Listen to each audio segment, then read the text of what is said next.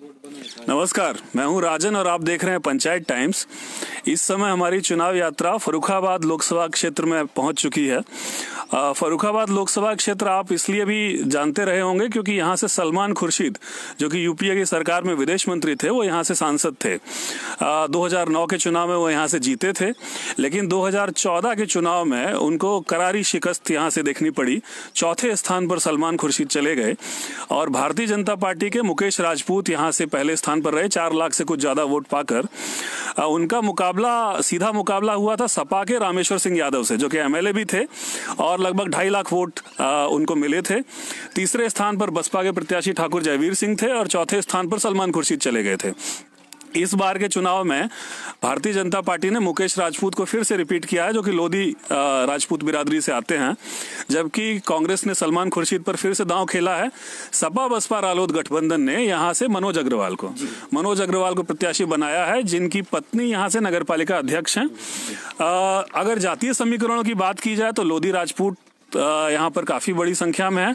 उसके साथ शाक्य वोटर और यादव वोटरों की भी संख्या अच्छी है, मुस्लिम वोटरों की भी संख्या अच्छी है। ब्राह्मण फर्रुखाबाद की 2-1 विधानसभा में अच्छी संख्या में है।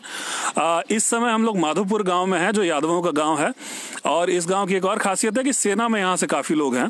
तो लोगों से जानने की कोशिश करते हैं कि वो चुनाव के बारे में क्या सोच रहे हैं। यहाँ से बात करने का इसलिए भी हम लोगों ने चयन किया क्योंकि यहाँ इस बार गठबंधन ने कोई यादव प्रत्याशी नहीं दिया है, लेकिन शिवपाल यादव, जो कि मुलायम सिंह के भाई हैं, जिन्होंने अपनी एक अलग पार्टी बना ली है इस समय, उसने एक यादव प्रत्याशी दिया है। तो जरा जानने की कोशिश करते हैं लोगों का रुझान किस तरह। सर, नाम बताएंगे? राजेश यादव। राजेश जी, ये बताइए कि इस बार के चुनाव में आपको किसका पलड़ा भारी लग रहा है? तो मनोज अग्रवाल माने बसपा। जी, बसपा। आपको क्या लग रहा है? अबे जनता बता रही तो उन्हीं का है। आपको क्या लग रहा है? मनोज अग्रवाल। अच्छा, आप लोग सब यादव बिरादरी से है ना, तो आप सबको लग रहा है कि मनोज अग्रवाल की स्थिति ठीक है। जाएंगे कहाँ? मेरी जगह नहीं है, कहीं पर। अच्छा, यही मैं पूछना चाह रहा था कि या 2 बातें कही जा रही हैं। एक तो कहा जा रहा है कि जहां पर समाजवादी पार्टी का प्रत्याशी नहीं है वहां पर यादव लोग बसपा को वोट नहीं दे रहे हैं, नंबर 1। और नंबर 2 ये कहा जा रहा है कि जहां पर यादव प्रत्याशी है, यादव उसको प्रेफर कर रहे हैं किसी और जाति के कैंडिडेट के बजाय। तो आपको ऐसा नहीं लगता? नहीं, हमें नहीं ऐसा लगता है। आप ऊपर देख के वोट देते हैं, ये नहीं। आप अखिलेश यादव को देख रहे हैं? बस अखिलेश यादव को वोट देते हैं, ये नहीं बहुजन का है, ये उन्होंने चुन के भेज दिया है, तो उन्हीं को वोट दे रहे हैं। माने बहुजन समाज का प्रत्याशी हो, किसी भी जात का, उसे कोई फर्क नहीं, गठबंधन को वोट देना, गठबंधन को वोट दे रहे हैं, अखिलेश यादव जी को। अब जरा एक दूसरी चीज पर आते हैं। आपके यहाँ पर देखने से भी लग रहा है पशुधन खूब है, खेतीबाड़ी का गांव है। आप एक समस्या बता रहे थे अन्ना मवेशी की, कि जो आवारा पशु जो होते हैं वो यहाँ पर चरते हुए आ जाते हैं और खेतों में फसल खराब कर देते हैं। उसके ऊपर आप कह रहे थे कि आपको कुछ समस्या यहाँ पर देखनी पड़ी थी, तो वो क्या थी? साहब, ये समस्या थी कि योगी जी ने ये आदेश कर दिया था कि जितनी मवेशी जो छुट्टी है, मतलब गाय है और सांड है, उनको गौशालाओं में बंद किया जाए और प्रधान द्वारा हम उनको मतलब राशन भेजेंगे और हमारा सरकार खिलाएगी। और हमारे किसानों ने उनको जब बंद किया तो नौजवानों को सहित जो लड़के भर्ती देखने वाले थे उनके भी खिलाफ मुकदमा दर्ज किया और बुजुर्गों और नौजवानों के साथ उनके भी साथ मुकदमा दर्ज किया, जो मतलब तमाम तारीखें और मुकदमा लड़ रहे हैं। ये नाजायज अपना सरकार का फायदा उठा रहे हैं, हमारी कोई सुनवाई नहीं हो रही। अच्छा, तो आप लोग लेकिन पशुपालक हैं, गाय भी रखते हैं? जी, गाय रखते हैं, मतलब कम मात्रा में रखते हैं। जैसे हमारे पास 4 भैंसे हैं तो हम 1 गाय रखते हैं और भैंसे ज्यादा रखते हैं। तो आप पर जो मुकदमा लगाया गया, वो मुकदमा क्या लगाया गया? मुकदमा ये लगाया गया, बोला कि मेरी दीवार तोड़ दी, गाय चुरा ले गए, मेरे कर्मचारी को गाली दी और उनको पीटा। ये सब नाजायज, सब झूठ है और कर्मचारियों से खुद स्वयं पूछा जाए कि आपके साथ ऐसा हुआ कि नहीं हुआ। अच्छा, तो आपका ये कहना है कि आवारा पशु की समस्या जो है वो यहाँ बढ़ी और उसका कोई जब आपने प्रयास किया उससे निपटने का, तो उसमें सरकार आपके खिलाफ हो गई? सरकार तो नहीं खिलाफ हुई, मगर जो हमारे विधानसभा के जो मतलब विधानसभा में जो गौशाला में जो कमेटी में जो लोग हैं वो हमारा मतलब नाजायज उन्होंने हमको लपेट दिया। अच्छा, और उसमें सुनवाई कोई नहीं हुई? तो सुनवाई क्या चल रही है उसमें? तो सबको तारीखें पड़ रही है, मैंने मुकदमा लड़ रहे हैं। तो जो लड़के यहाँ से भर्ती देखने वाले जो लड़के हैं वो अब भर्ती नहीं देख पाएंगे क्योंकि केस चालू हो गया। बिल्कुल 10-12 लड़के हैं जिनके नाम हो गए, बेचारे परेशान उस चीज पे। अच्छा। तो उसका फायदा ये भी उठाएंगे कि अगर वो जगहेंगे आपसे हमें 50,000 रुपया चाहिए तब आपको निकालेंगे, ये फायदा उठाएंगे वो। अच्छा, अब एक बात और बताइए, इस इलाके में तो यादवों के वोट के अलावा समाजवादी पार्टी के कई दबंग किस्म के नेता भी रहे हैं, तो उसमें से एक तबका शिवपाल यादव के साथ चला गया है ना।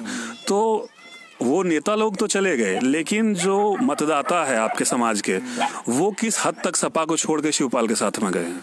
शिवपाल को अभी तो कोई साथ में रहे 15% तक जाएंगे साहब। जो कंपिल साइड जो कुछ है उधरी साइड है। अच्छा। जो कुछ है अपने लोकल में है, जो 10-5 किलोमीटर के रेंज में, बाकी सब यादव समझदार है कि वोट कौन खराब करेगा, वोट उसी को देगा जो लड़ाई में होगा। लड़ाई में होगा, मतलब यादव बिरादरी जो है अखिलेश यादव को देख रही है ना, अखिलेश यादव को देख रही है।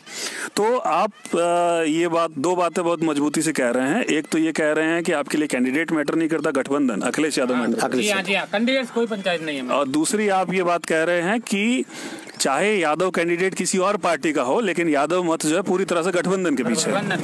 एक आखिरी दो बातें और चलते चलते, एक तो ये कि मुसलमान का वोट जो है यहाँ पर वो काफी अच्छी संख्या में है, लेकिन लोग कह रहे हैं कि वो सलमान खुर्शीद के पीछे जाएगा।